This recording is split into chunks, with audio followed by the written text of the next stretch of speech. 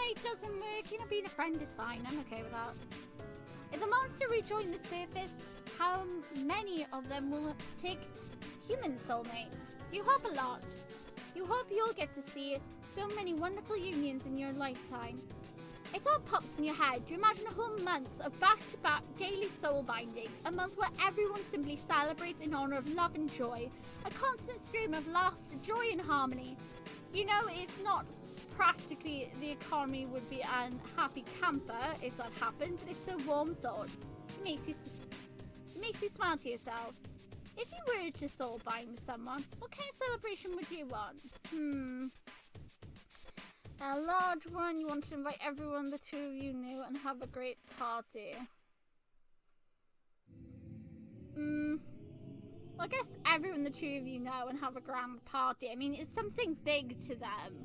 It's not like something like teeny tiny, is it? It's something like grand that all of them in the kingdom celebrate. So you would technically want them all to take part in it. From what you can tell, it is such a big thing to them. It's not just close family members and friends and stuff. It's everyone that takes part. It's like a royal wedding. Yes, let everyone you know and like come and rejoice in the love you found. Where would you want it?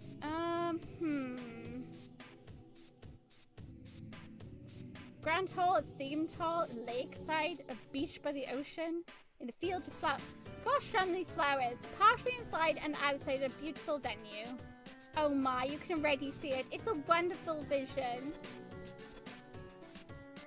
You hope it will come true one day. Fingers crossed, you put away the book. Okay, now for Underfell. This book is a leather book. It smells like an old textbook kept in the back of a library. That's a nice smell. It creaks when you open it. You think you love this book already. Underfell. Underfell was founded by the Dremere Boss family. A family directly adjacent to the Lucian and Dark Boss monster families. Underfell shared a main alliance with the human kingdom Lumos and their people, Lightners. This alliance was broken, and when war broke out between humanity and monsters across the world. Is this like a reference to Deltarune, by the way? I feel like it is. Flipping through the book, you find that the monster's history is fairly close to what you were told. You notice that neither side has clarified what sparked the war, perhaps it was lost to time. Really?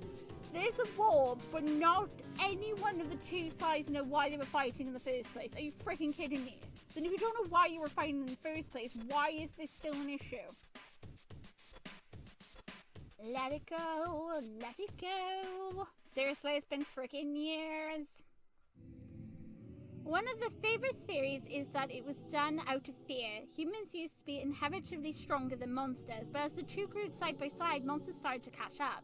You recall an old professor of yours used to hypothesize that the war was started when the hybrid was born, something that came from a monster and a human parent. A being with the soul power of a human and the magic of a monster. What could be stronger? Your professor guessed that that was the catalyst of fear. Really? If that was, you people, really seriously, you should be thankful. You'd be like, oh my god, a baby is so cute. And so they're like, oh my god, it's an abomination. It's the end of the world. It's a freaking baby. Be happy. Be thankful. Find it cute. Of course, you have no way of knowing for certain. You see no mention of such a creatures in the book, nor did you find any reason for the war. On the bright side, you were pleasantly surprised to find the names of other monster kingdoms. You hope you can visit those kingdoms one day. You wish you had time to really read the book in depth, but you do have someone to save. It's best to only do a curiosity examination for now, then you put the book away. Okay, you want to explore the floor. Enter the room to your immediate right. You enter its right, your boots crunch into ashes. The whole floor is filled with ashes. What furniture used to be in there has been utterly destroyed. When you reach out to touch what you think used to be a desk, it immediately crumbles. Doesn't look like there's anything for you in this room. You want to explore the room. Okay, enter the gap. Okay, so we learned a lot of history there. Okay, you carefully climb through the gaping hole in the back.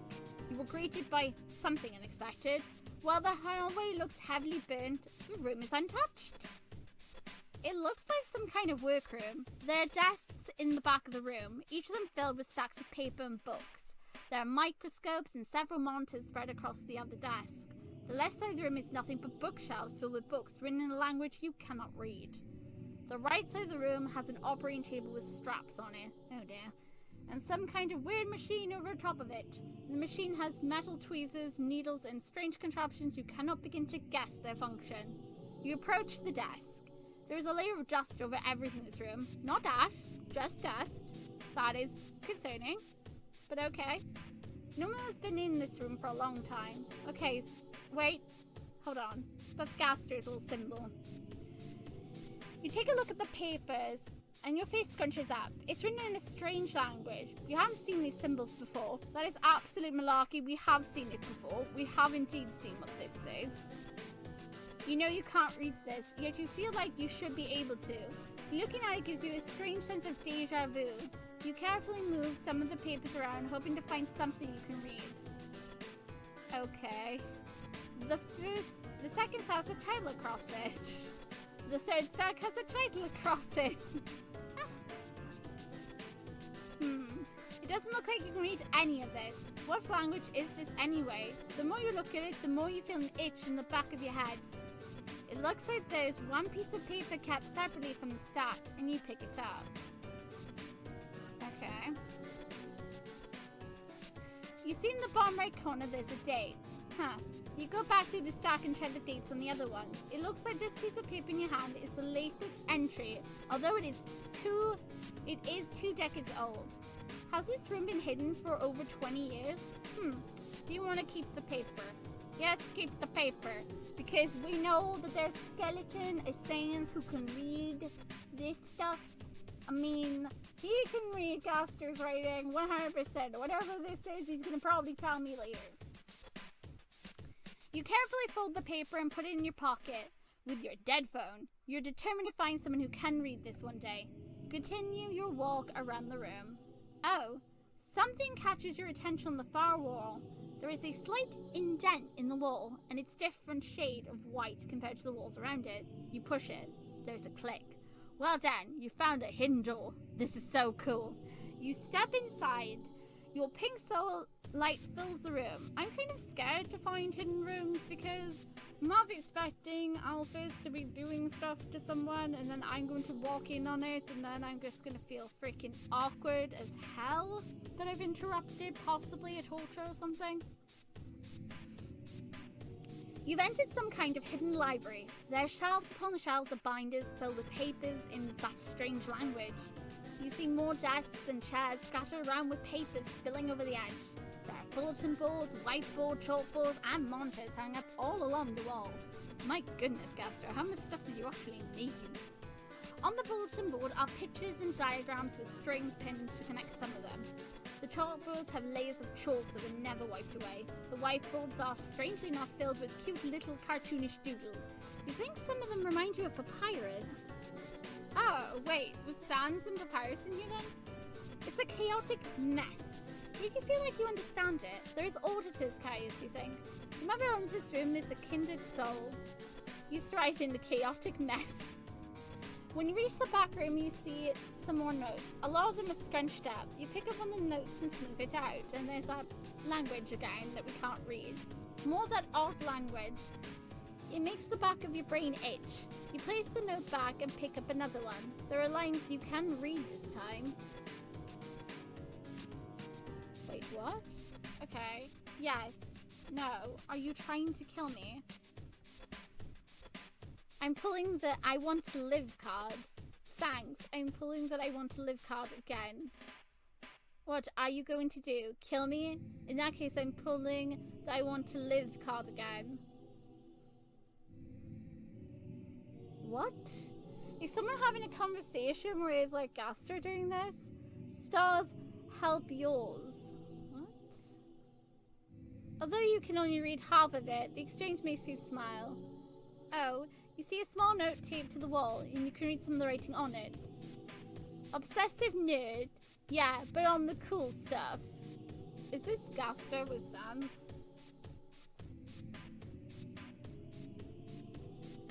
You smile. You don't need to understand the full conversation to get a positive impression. This is a note that was carefully taped for a reason. It meant something to the owner of this room. Yet the note was also partially hidden behind some of the taped up diagrams. While important to the owner, they also didn't want others to notice it easily. How surprisingly shy. Cute. Okay, this has to be Sansa's room then. You're about to read another note when you catch a glint in the corner of your eye. I don't know if I want to. Let's explore this floor. It smells like metal. You jump down to the next floor. Because,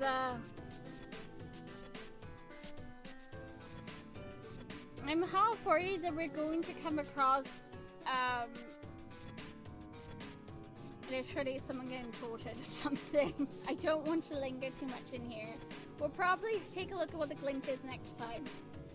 You do not meet any other obstacle on your way down. You steadily climb down. The only time you have to pause is to wipe your sweaty palms against the back of your pair of leggings.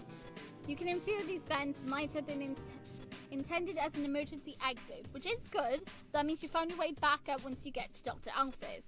Upon arriving at the bottom, you kick out the vent and climb out. Ah, it's much cooler on the bottom floor than the vents. This feels nice.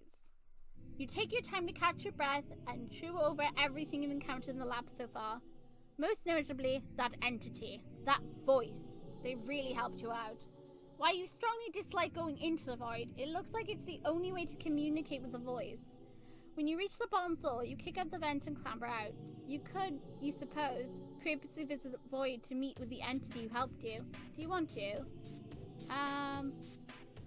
Yes, I want to connect with the entity. Let's go and see Gaster again. Why not? We might as well go and see him. I mean, he's been nothing but helpful, if I'm honest. We wouldn't have gotten to where we are without him. He's very much like Flowey. You take a deep, steady breath. You mentally prepare yourself for the discomfort you're about to force on yourself. You breathe in, deep, and you deep breathe out. You can do this. You can do this. The thought of encountering the entity fills you with determination, and you drop yourself into the void. It is colder than the last time. For many seconds, all you can focus on is the sheer cold. Your body is still and heavy, and your heartbeat slows to a point where it is difficult to breathe. You try to speak, but you cannot. You want to ask the entity why it is helping you. I am awake because of you. You. Their voice echoes in your head, and you shiver. Okay, so Gaster probably then, what he's trying to say here is that probably Gaster was not awake this whole entire time. He only became awake because we dropped through into the void, and our presence alone woke him up. Probably our soul did. You open your eyes and take a shaky breath. The void alternates in how it is uncomfortable. The only thing that is consistent about it is the sense of wrongness being there. To think anyone is still there again. You have to do it. You have to go in again. It is difficult to keep yourself there. Every inch of your soul and body to test it. It's a mental struggle to force yourself to go back. You already set yourself on this path, and you will see it through. You give yourself time to warm up again, and then take the plunge. You ask the entity if you can help it. You can't imagine the void is a good place to stay. It has helped you after all. I do not know. But thank you for asking. You want to help the entity. There must be a way. Maybe. One day.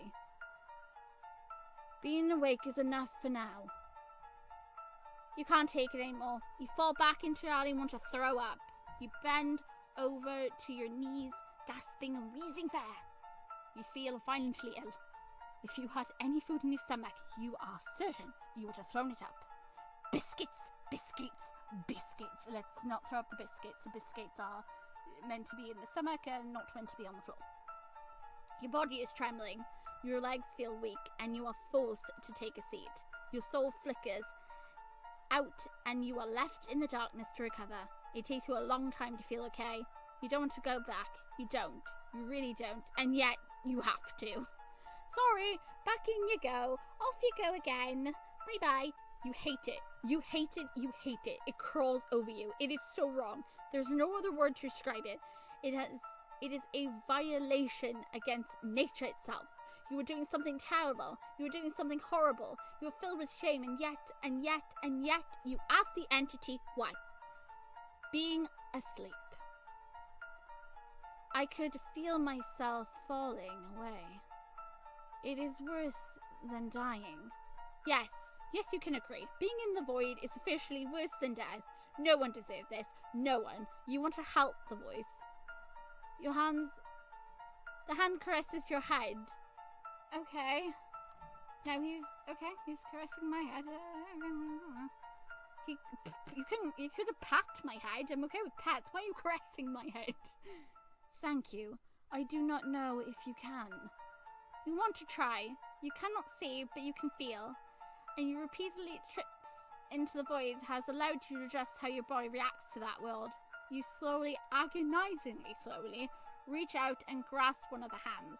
You squeeze the entity's hands in an attempt to comfort them, and they squeeze you back. I will think. Will you come back? You promise you will. Thank you, my dear. Okay, you're done. You're done. You're definitely done with this. You slump against the tile floor. You've never been so exhausted. You're gonna need some time to recover. You still feel shaky and weakly limped when you forced yourself back up. Flowey continues to rest peacefully in the backpack. At least your friend is okay. At least during that whole entire traumatic event of forcing myself into the void to go on Mage Gaster, who caressed my head, that he happily just slept, unaware of my struggles. He didn't hear me dry heaving. You had to lean against the wall to continue to walk. Each step feels like the world is crooked. One step at a time. You can do this. 1 step. 2 steps. 3 steps. Yes, there you go. 4 steps. 20 steps. You enter the room with many tall shelves. On the shelves, there are canisters, and inside most of the canisters are, you feel your heart stop, souls. Dozens of souls. Each a different color. Oh God. That is so bad. Oh man. Okay, it's bad enough like the children's souls in like Undertale, but this is like a dozen souls of like people who just genuinely went there to go like rescue people sometimes. Each a different color. You know in your heart of hearts that they are human souls. Those poor humans. Oh, these souls. Flowey looks longingly at the wall of canisters. It is a lot. If only I could have a few. He whispers. What? Flowey startles from your question, shrinking into himself. His leaves curl and then curl anxiously as he looks away from you. To tell you the truth, Twinkle, I don't think I have a soul anymore, he says. I was a monster before, but then I died and woke up as this flower. He stares down at his leaves. I don't feel much. Some days I don't feel anything, and other days all I feel is fear. Oh, my poor little baby flower. I was wondering when this was gonna like come out. Is Flowey gonna like address the fact about his soul in the CU? But yeah, he does. You give him a small sad smile. It's been better with you, being near your soul. It's soothing me, probably because I'm hollow. Oh, Flowey, don't say it like that. You reach around to gently take one of his leaves in your hand. He rests his head against your shoulder. You ask him if he had these souls, would he be whole? I think so. Definitely better. He considers it. Probably more magic than soul power, to be honest. If you were to get magic from anywhere, a royal scientist's lab definitely seems like the spot. You look at the souls. You suppose it would be a similar process to organ donation. You don't think these humans had much of a choice in the matter, though. Even so, if you can help your friend, you'd be okay with that.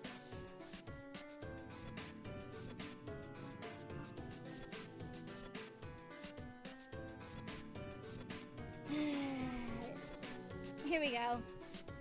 It makes your stomach knot. Before you have a chance to respond, you hear a low noise in the back of the room. You move back and find there are many collapsed shelves. Judging by the charred hole in the wall, you infer that there was an explosion that knocked that shelf back. You hear the noise again. It's underneath the shelf. Oh, are we about to see, Dr. Alphys, have we finally found her after traversing for so goddamn long? You start to pick up the shells. They're heavier than expected, but not impossible to move. It tires you out. Eventually you see a lump of yellow, white and red. That's Dr. Alphys, says Flowey. Dr. Alphys looks like some kind of yellow reptilian monster in a red-stained white lab coat. She looks to be in a bad shape. You take out the healing spray bottle and spray her all over. Hopefully it works on her as it did on you. She groans again as she stirs. She sits up adjusting a pair of glasses with swirly designs on them and she peers at you.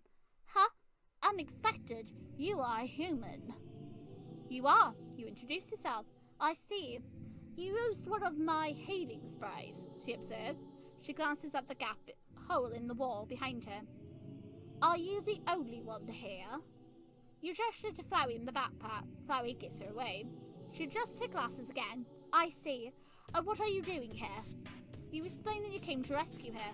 You saw her monitor. I suppose thanks is in order, human, says Dr. Alphys with a sniff. You didn't do it for her. You remember Flowey.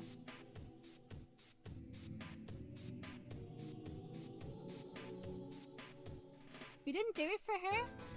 What do you mean we didn't do it for her? I thought we went down there to help her. How is it not like doing it for her? I suppose the thanks is in order, human, says Dr. Alphys with a stiff. You remember Flowey. You take off your backpack and present Flowey. You tell her if she is thankful for saving her life, that she would help your friend. What? Flowey squeaks.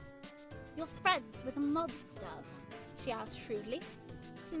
I guess I do owe you, and saving a monster isn't the worst thing I can do. Fine, what's wrong with him? You explain that he needs magic and some human souls. Those souls aren't mine to give away, she retorts. They are for my research. Oh, come on. Really? Really, Dr. Alphys, really? Come on. You could spare a few. There's dozens of them on that wall. Come on. Don't be a shrew. Then again, you know, she's acting a bit like a shrill. Can't Flowey count as research? She pauses. Flowey lets out a small whimper. She clicks her tongue. Fine. She leans forward to inflex. Flowey. You seem oddly familiar. Where did you come from? I used to be a monster, I think. I lost my memories when I woke up as this flower. Flowey hesitantly admits. But I'm sure it was a monster before. Dr. Alphys reaches out a clawed hand to poke the bandage you had placed on Flowey's back in the ruins. Why do you think you need souls? I am soulless, he hollowly admits. Alphys stiffens. She's silent for several minutes. It's long enough to make you concerned. All right, she says. To restore you, it will not be easy. Your body is weak and absorbs too much too fast. Could cause it to deteriorate. Flowey flinches. That's not good. Alphys takes the backpack from you. Nothing I can't overcome. I'm a genius after all. Leave your little friend to me. You hesitate. You ask Flowey if he's okay with this. I want to be whole again, he says. He gives you a small smile. Thank you for helping me get this far. It'll be okay. But will you? Can you continue without me for now? You smile. You hold out your hand with your pinky. Flowey stares at it for a moment before his smile widens and he reaches out with a leaf. You hook your pinky around his leaf and the two of you shake. He'll be okay and so will you. You'll meet again. Oh my god! Am I losing my flower buddy? You freaking kidding me? Promise? He asks you. You promise. Okay. You use the vent ladder to climb out. It takes you several minutes to make it back up to the top. Phew! Think you've done enough exercise for the day, because honestly, you've been in there for quite some time. As you make it back to the top, you notice the monitor is no longer flashing a warning. Instead it says, connection re-established, repair bots underway. Civilians, please keep out. That's good. You did it. You saved someone. You are immediately filled with determination. You head out of the lab. It's your first real look at Hotland. The rock and the stones are reddish brown and you can hear bubbles of lava underneath. You see there are many bridges connecting different areas. A very nice wide and open area, and there are signposts in the corner of each area. You move over to one of the signposts. It reads, Snowdon West, City North, Core North, Laboratory South, and Farming East. You recall Flowey mentioned you had to go through the city. The core. You look over at a huge machine in the lava. You figured, that's the core. It's a monstrosity in size. Even at a distance, you move to the edge of the lava bubble and pops underneath you and peers at it. It's big enough to comfortably fit a small child inside. You breathe in the hot air. Your lips and skin feel uncomfortably dry. It is time to carry on. It's just you. You walk across to the Hotlands. The air prickling your skin. Each breath is uncomfortable. You can feel yourself drying out with each step. It surprises you how much the weather is affecting you in an underground cave. You wonder what the city will be like. Will it be snowy like Snowdon, wet like the marshlands, or will you finally find an area that has a pleasant climate? Looking up, you notice the stalactites have those red crystals in them, as well as some black ones. Not that this area needs the light. The lava is bright enough. It forces you to squint when you look at it. When you come across another bridge, you spot a familiar figure. It's Sans. He seems to be seated behind a wooden sentry post. You happily go over to Sans. Sans spots you, and he gives you a wink. Hey, sweetheart, fancy meeting you here. Your face feels hot. You don't think it's from the weather. You tell him you're happy to see him. He gives you a smile. Want a chimichanga, sweetheart? First one's free, just for you. You would love one. Thank you. Sam flicks one finger up and you watch a chimichanga float in the air. It hovers between the two of you for several seconds until it's placed atop your head. You take the chimichanga off your head, curious as to why he put it on your head. Sorry, didn't realize you had your hands free. I was too busy staring at more important things. Sans leans forward, his sharp grin turning into a crooked smirk. Like what? Sans leers. What do you think, sweetheart? You can't even hide your face because your hands are full with the chimichanga. You know you're blushing. You can feel your ears burning, but there's nothing you can do. Flustered, you lower your gaze and fidget. Sans chuckles, seemingly pleased by your reaction. Take a bite. Promise it'll be good. You try the chimichanga. It is indeed good. In fact, it is very good. Surprised? Sans teases. I'm pretty good, huh? The boss makes a mean lasagna, but me, I prefer the simple food. Stuff you can take on the go. San absentmindedly taps his knuckle against the wood as he watches you eat. You ask, who's there? He freezes at your question, his red pupils shrink. You guess that is the skeleton's equivalent to wide eyes, and then suddenly he grins. Cheese. Cheese who? He points to you and winks. Cheese, it's a very cute human. Oh no, your poor heart. You reflexively crush the chimichanga in your hands. It makes Sans laugh as you profusely apologize for wasting the food.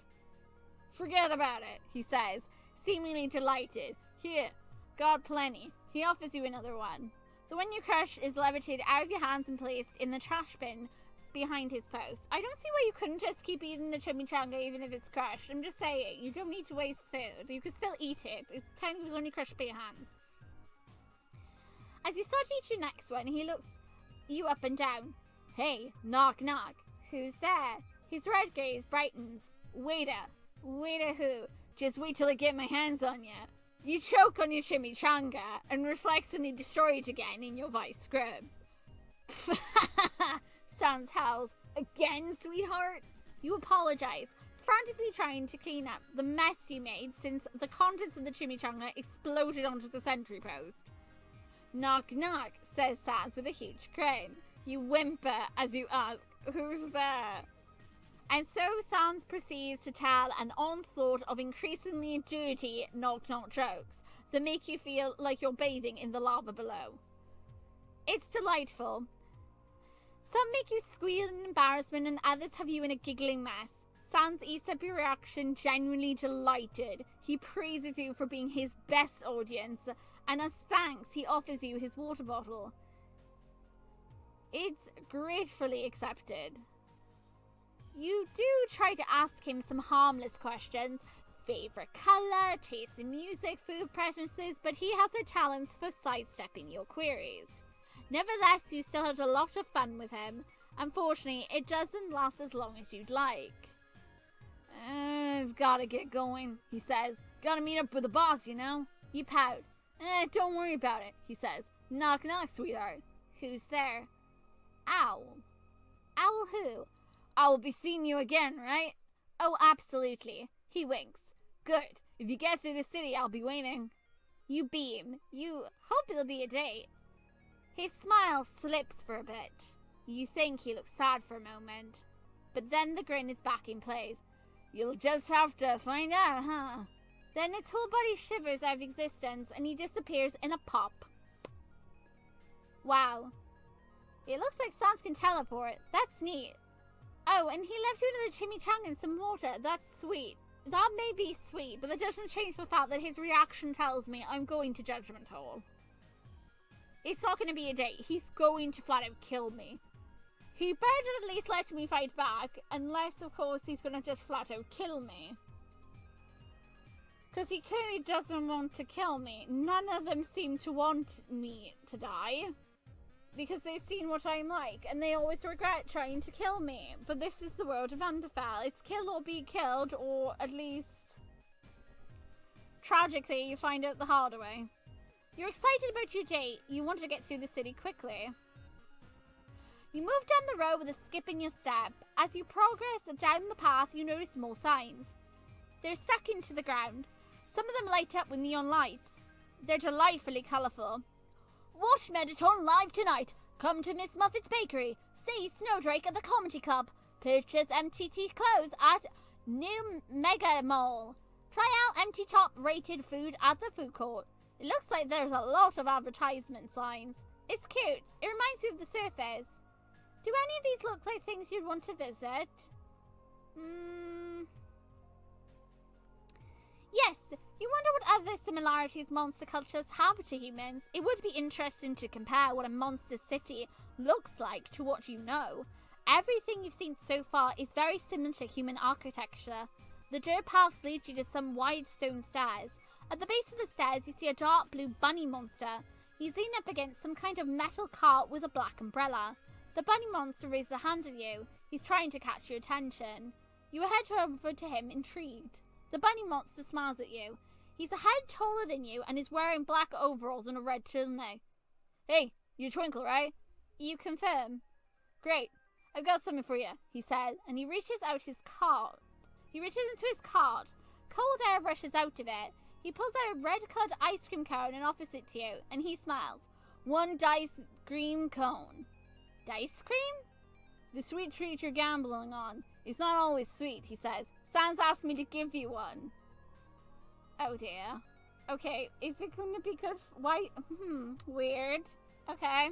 Okay, Sans, I'm intrigued. Why? Is this like a last meal? Is he giving me ice cream as a last meal before he attempts to kill me? You can tell, I'm 100% suspicious. I'm sus. 100%. Your violet eyes brighten. Sans? Yeah, he was here just a minute ago. Told me to make sure you got a good one, he says. You happily accept the treat. When you take a bite, you find that it's pleasantly sweet. He was very clear sweet like Twinkle, says the monster. No gambling this time round. It's delicious. The bunny takes a bow. Why, thank you, he straightens up. I'm Todd, by the way. If you haven't already gathered, I sell dice cream. You ask him if you normally have to gamble on ice cream. Most of the time, yeah, but I can make an exception for friends, he says. Sans isn't someone you say no to, you know? You nod. You know, he's very charming, isn't he? Todd laughs at that. You're funny. Oh, before I forget, he gives you a wink. My niece Puffers sends her regards. You beam! Oh my god, it's Puffers from Waterfall. It's the little kid monster we met. You beam. You tell me you were delighted to make her acquaintance. She told me, he says. You finish your dice cream too quickly. If you're still around tomorrow, you can have a free one on me, he says. That's so nice. You thank him and head on your way. Enter the core. End of Hotland. What a journey you've had so far.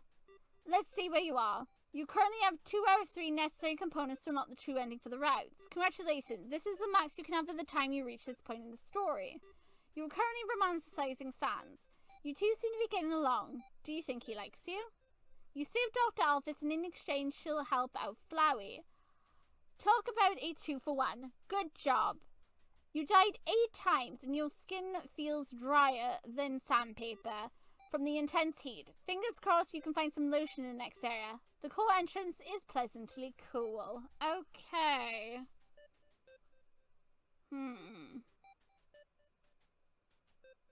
So far, we seem to have everything to get the true ending, which is good. Alright. I don't know how I'm going to break this up, because the lab section was pretty long, but apparently the actual section bit here wasn't that long. I didn't know we were at the end of the chapter. Okay, well, this is going to be a long episode then, so I hope you guys can bear with it.